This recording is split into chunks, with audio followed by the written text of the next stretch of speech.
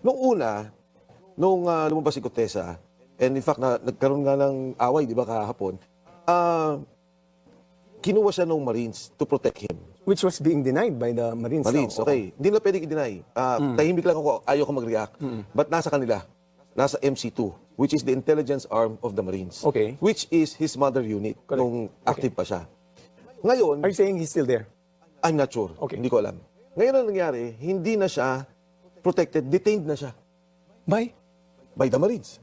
Oh, that wasn't reported in the news. Yes, and now I'm saying it. So he's now in the custody of the Marines. Of the Marines. Hindi ko alam particularly kung institutional to or there are elements in the Marines active. Alam mo, Why Sec is that being Edwin, informed? ngayon lang kami pwede magsalita. Dahil ngayon lang nakuha yung pamilya. Oh, Okay. that's new. Si Paul Estrada, if you recall, sinasabi na natin inilipad sa Chile. Before nilipad sa Chile, when they were in Taiwan, if I'm not mistaken, lumabas si Senator Bato, sinabi niya magte-testify. Senator Bato was talking of Paul Estrada and the wife. Before he left for Chile. Binugbog yung mag-asawa. Okay. Binugbog. Snap Nino. Yun yung claim ng wife. Okay. Kasi yung Paul and the wife magkasama and yung wife is pregnant. Okay. Okay. Nung lumabas at nalalabas, or at least nalaman kay Senator Bato na yun ang information, binugbog. So ngayon, lumipad yung mag-asawa sa Chile. And then, si Marcoleta, in this sa Bilyonaryo said, nasa Chile yan. Nandun na yan, namumonitor namin because iglesia nga yung babae. Correct. Okay. At sa my understanding, bagong convert si John Paul sa, Si John Paul. sa oo. iglesia. Ngayon daw, nabugbog ulit. Pero wait, I don't understand. The only one who could, bakit assuming bakit siya ibubugbog my question, sino nagbugbog? Because sino ang magbugbog sa kanya? People to prevent him from talking. Yes. Ang sabi, ito, kino-quote ko Yes. nagsabi may mga active personnel daw, may NBI pa. Okay. Paano nakakatawag yung babae pag nagkakaroon sila ng church services? Nakikiram ng phone. Tumatawag daw through messenger. And I've seen some of the messages. Ngayon, ang sabi pa ng babae, meron kaming Philippine passport, pero hindi namin alam ang pangalan namin. Kinonfiscate nila. So how were they able to fly out of the country without a passport? Initially, they were using their own passport. But you thought it was confiscated. Confiscated by those holding them. All right. Okay. So that was when they were here. So how were they able to fly out? Lumipad ata sila, meron silang hawak na passport, no? Pero I think they were anticipating already na baka pa-cancel yung passport nila in lieu of the investigation. Basta ang clear na sinabi ng babae. Wait. That's pretty difficult to. You're suggesting you're not stating that the passports were confiscated. So if they were confiscated, there's no reason for whoever confiscated to return it, and therefore they might have flown off out of the country using a forged passport because you can only have one passport. Clarify ko, yung kumuha ng passport nila, yung may hawak sa kanila.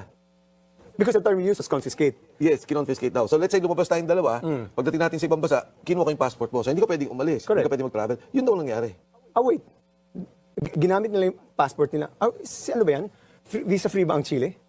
Hindi, well, ang sabi nga ng babae, meron kaming ginagamit na passport pero hindi na namin alam ang pangalan namin. Kung hindi nila alam, somebody must have arranged for that passport and not bearing their names. Otherwise, malalaman ng although most likely, malalaman ng authorities sa Gutesa. Yes, so yung unang tanong mo, Sec Edwin, na parang, hindi ko rin naintindihan nung una bakit ganito? Doon tanong mo, Saldi ko, come home, parang kung ako din, matatakot ako. I'm sure alam niya nangyari kay Paul Estrada. I'm sure, well, yung kay Gutesa hindi niya alam. Pero alam niya yung mga nangyari. So all resources are being used. But I don't understand. You're already detained by whoever the Marines are detaining him. How is it possible? Because number one, the first time you said, kinupkup ng unit Nung niya. una, yes. And then subsequently, you mentioned na detained siya. So if he was detained, how is it that they were able to escape the custody from the Marines? No, si Sergeant Gutesa, wala pa, nandun pa, di namin alam. So who left the country, the wife or both? Okay, Gutesa, Oo. nandito, and I'm saying is, hindi namin alam, pero hawak siya ng Marines. Si Paul Estrada, NY, Ay, sorry, si Paul palang pinag-usapan Oo. natin, nag-Chile. Nag-Chile. Gutesa is still here. Gutesa is still here. Okay. Pero fortunately, yung family ni Gutesa medyo safe na. Okay. So ang sinasabi ko dito, Sec Edwin, hindi na natin alam kung sino kalaban. So if I'm Saldi ko, hindi ako uwi. Ang gagawin ko, ipapanauthorize ko yan sa consulate natin, in wherever he is. Doon ko muna titingnan yan, submit dito Ang kwento officially. nasa Japan. Japan? Non-unverified. Ang kwento kahapon. Hindi. 2 days before, Friday, there were unverified reports that Saldico was in Japan, hoping to come home in the rally. If the rally is big, he would speak before the rally. I mean, you should know better than me. Yeah. No, ako naman, yung nakuha kong report, kasi nga, pinasabi ko doon sa mga kaibigan niya, na kaibigan ko rin. Sabi ko, ano nyo na yan, panauthorize nyo na yan doon sa, kung saan consulate na nandyan yan, para makita na natin. So, but it's ano, no? So this is getting more complicated. Yes. At least, so right now we're clear that Gutierrez is here. Gutierrez is here, John Paul is in Chile na. Yes. So very, very interesting yung how he flew out of the country. So that will be investigated since you mentioned for the first time in Billionario. Totoo. And first time ko rin na ano yun, yung dun sa kay Gutesa, ang tagal natin nagkwento, hindi ako nagsasalita.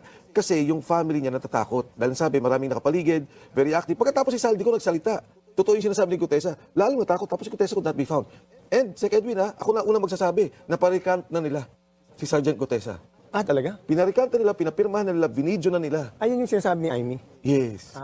So sabi ko nga, kawawa naman yung tao kung pwede i-release na nila. So let's wait and see for the Yes. next 2 days kung ano Kung ano mangyayari. mangyari. At saka kaya lalo ko imamatagan ng military. It's like marami kang Ayan, yan po yung video na yan po ay si Alfred Mark Guzman, yung nagsasalita po. At yun nga, attorney, sinasabi po niya na kayo raw po ay nagpapadala umano ng 6 na po o 60 na tausug na tinatawag niyang Angel of Death para manggulo sa rally ngayon. Ano bang reaction po muna ninyo doon? Well, una sa lahat, no, hindi ko kilala itong vlogger na ito. Pangalawa, wala pong katotohanan itong sinasabi niya. No? Kaya nga nandito ako ngayon kasi siguro marami sa inyong natakot na magpunta doon sa rally kahapon, no? Rally for Transparency, Rally Against Corruption. Dahil dito sa vlogger na ito, kasi ang dami na palang nanood nito, ang dami nang nakapakinig nito, no? Ang dami ng shares, no? Dami ng likes, no? And dami na ring reactions. Maybe because of this vlogger, marami pong hindi pumunta doon sa rally na dapat ipadama na natin sa rehimeng Marcos na grabe na po yung korupsyon. Wala po akong mga kakilala, maraming mga tausog. May mga kaibigan ako mga tausog kasi po ako isang balik Islam ako, Muslim po ako. Sa mga kapatid ko pong Muslim, Assalamualaikum warahmatullahi wabarakatuh. Pero alam po ng aking mga kapatid na Muslim na wala po akong behavior o attitude na inclined towards terrorism. Ako po ay guro, ako po ay profesor, ako po ay dekano ng law school po. Nagtuturo po ako ng batas. Marami na rin po tayong nagawang magigiting na mga abogado. Kaya imposible po na ako ay magiging promotor. In effect, he is accusing me with terrorism. Kasi sabi niya, 60 daw ka mga tausog, dinala ko daw dito. Tapos ang nakakasaklap pa, binansagan pang Angel of Death. Ginamit ito yung mga atake noon against KOJC. At saka, tinira na naman ang KOJC kasi ang financier ay ang KOJC. Na alam naman natin na ang Kingdom of Jesus Christ would never sanction or promote terrorism. No? So, paalam ko lang sa tao na ito na grabe naman itong akusasyon mo against me. First time po akong ma-akusasyon that I would be accused of terrorism, of promoting terrorism or conspiring to commit terrorism by hiring or procuring the services of 60 tausog. No? At saka, this is very, grievous to the pride and dignity of the tausogs. Parang ginagawa nila na ang mga tausog ay kayang-kaya magawa ng mga terorismo dito sa ating bansa. Alam nyo ba, yung mga tausog ay mga tao na inclined to peace. No? Ayaw nila ng gulo. Pero kung i-offend mo sila, they will defend themselves. Pero hindi talaga itong magandang ginawa niya. Nakakapag-alarma ito na ako, si Atty. Torion, si Dean Torion, no? Dekano po ng law school ng Jose Maria College, ay ngayon promoter na ng terorismo. Maling-mali po ito, walang katotohanan po ito. Opo, linawin lang natin, attorney, kasi kasalukuyan nagkakaroon po ng rally po ngayon, lalo na po dito sa EDSA People Power Monument. Walang mga tausog na grupo na nandoon ngayon na possible na maniling po sa inyo. Sigurado ako wala. Kasi ang layo po ng hulo. Ang pamasahe pa lang papunta dito, grabe na kataas ng presyo ng plane tickets, no? Hindi ako maka-afford niyan. Saka pangalawa po, wala po akong balak magsaw ng trouble, ng terorismo dito sa ating bansa. Ibang-iba po yan sa aking pananaw po sa buhay. Kasi ang pananaw ko po sa buhay ay isa po akong abogado, isa po akong dekano ng law school. So ang sa akin po, lahat in accordance with law. Opo. At isa pa sa mga sinasabi niya, bigyan lang po natin na hindi rin totoo na nagmamanage kayo o may connection kayo sa tinatawag na Angel of Death. At may sinasabing nasa payroll daw ng KOJC. O kaya nga, double whammy ito no, sa KOJC. Kasi alam nyo naman, inakusahan yung KOJC na meron daw Angel of Death doon sa Senate investigation against kay Pastor Apollo Sikibuloy. This is very unfair because even until now, wala pa rin silang prosecution vis-a-vis angel of death. At saka kung totoo ito, na may angel of death, noong KOJC siege, noong August 24 to September 8, kung totoong meron akong mga armado, edi binaril na sana yung mga pulis na sumalakay doon sa KOJC compound. No? Kung totoong meron akong mga alagad na mga tausog, no? Pasensya talaga sa aking mga kapatid na mga tausog, no? Pasensyahan niyo na itong, itong tao na ito, nagpapansin talaga, kumukuha siguro ng pansin. Aba, duda ko nito, baka binayaran pa ito para takutin yung mga magsali sana sa rally kahapon, ngayon, at saka bukas. At ginawa pa akong poster boy, no? Na ako daw ang leader ng mga terorista. Ito man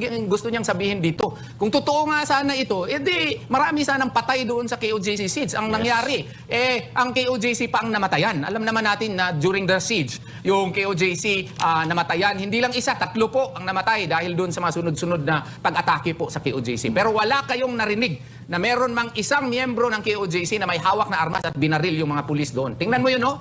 O, makita ninyo sa TV ninyo. Grabe ang pang-atake ng mga pulis dyan sa KOJC. Kung may mga armado pa ang KOJC, o ako man kasi akong nasa harap ni General Torre nung panahon na yon, di nagkabarila na sana. Bakit ni isang baril wala kayong nakita doon na hawak ng mga KOJC members? That proves that KOJ members are peaceful people, they are godly persons, and they worship the Lord Almighty, and they do not, promote violence. Opo. At attorney, syempre, dahil apektado ang buong KOJC, dinamay po niya ang buong KOJC, may pananagutan po ang vlogger na ito. Ano ho ba ang magiging pananagutan? Possible ba na pwedeng magdemanda po ang KOJC sa buong sanlibutan? Oo. Lahat, lalo na dyan sa Canada. Ako, relax ako na pagkatao. I really control my emotion. Dito lang, medyo naapektuhan tayo. Kasi KOJC, ginawang financier of terrorism. Yan yung effect ng kanyang accusation.